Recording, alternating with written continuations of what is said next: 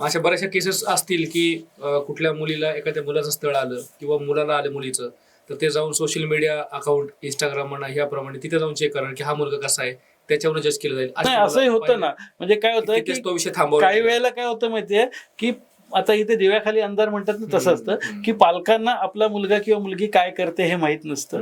एक केस झालेली की पालकांनी काय केलं, त्यांच्या मुलाचं रजिस्ट्रेशन केलं, त्यांना लग्न करायचंय म्हणून.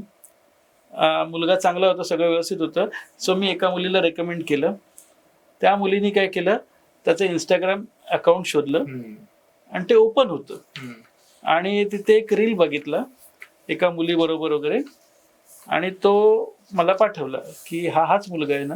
आणि त्या रीलमध्ये क्लिअर कळत होतं की त्यांच्यामध्ये काहीतरी केमिस्ट्री आहे. मी त्या मुलाच्या वडिलांना पाठवलं. त्यांनी असं बघितलं, 2 मिनिटं काय बोलले नाहीत. दुसऱ्या दिवशी कॉल केला.